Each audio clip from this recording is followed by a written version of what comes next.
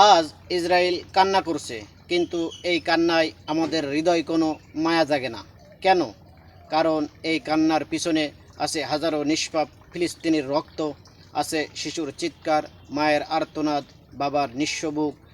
একদিন এই ফিলিস্তিনরাই একইভাবে কেঁদেছিল, তাদের ঘরবাড়ি জ্বলেছিল, লাশের উপরে লাশ পড়েছিল, কিন্তু তখন কারোর হৃদয় কাঁপেনি, কারোর চোখে জল আসেনি। আল্লাহ কোরআনে বলেন, তুমি কখনোই মনে করো না যে আল্লাহ জালিমদের কর্ম থেকে গাফিল।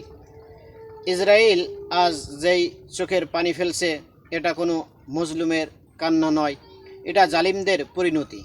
এই কান্না দুনিয়ার বিচারে করুণ হতে পারে, কিন্তু আখিরাতের আদালতে এটা তাদের শাস্তির শুরু। রসুল্লাহ সাল্লাল্লাহু আলাইহি ওয়াসাল্লাম বলেছেন, আল্লাহ জালিমকে সুযোগ দেন, কিন্তু একবার ধরলে আর ছাড়েন না। আজ যারা চোখের পানি ফেলছে, তারা কখনো নিরাপদ মানুষের রক্তে মাটি ভিজিয়েছিল, তাই আজ তাদের চোখে পানিতে এই উম্মার হৃদয় কাঁপে না। কারণ মজলুমের কান্না আর জালিমের কান্না এক নয়। হে মুসলিম, মুসলিমের পক্ষে থাকো, কারণ জালিমের শেষ পরিণতি অত্যন্ত ভয়াবহ, আর আল্লাহর বিধান অত্যন্ত ন্যায় বিচারপূর্ণ, আর জালিমের শেষ পরিণতি সর্বদা ধ্বংস।